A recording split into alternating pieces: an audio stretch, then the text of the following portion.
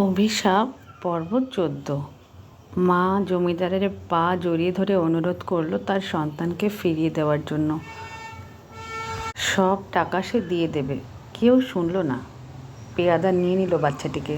এবার সে রেগে গিয়ে বলল, এত টাকা থাকতেও সামান্য কটা টাকার জন্য এক মায়ের বুক থেকে তার সদ্য জন্মানো সন্তানকে কেড়ে নিলি তো শয়তান। তোর কখনো ভালো হবে না। এত বড় স্পর্ধা মানতে পারলেন না জমিদার। রাগে রক্তচক্ষু হয়ে বললেন, সামান্য প্রজা হয়ে তুই আমায় অপমান করিস? এত বড় সাহস? তবে দেখ কী করি। এই বলে পেয়াদাকে ডাকলেন যে বাচ্চাটিকে নিয়ে গিয়েছিল। আদেশ দিলেন মায়ের চোখের সামনে শিশুটিকে মাটিতে পুঁতে দিতে। এবার মরিয়া হয়ে মেয়েটি নিজেকে ছাড়িয়ে বাধা দিতে লাগলো।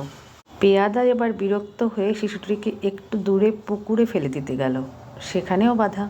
এবার সে প্রথমে মেয়েটাকে জলে ছুঁড়ে ফেলে দিল, তারপর বাচ্চাকে।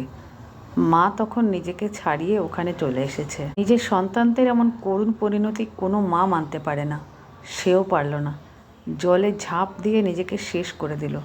জমিদার তখন অট্টহাসি হাসছেন। তবে মরার আগে সে বলে গেল, বিনা দোষে তাকে আর তার সন্তানদের আজকে মরতে হলো। এই বংশকে সে নির্বংশ করে ছাড়বে। কাউকে বাঁচতে দেবে না।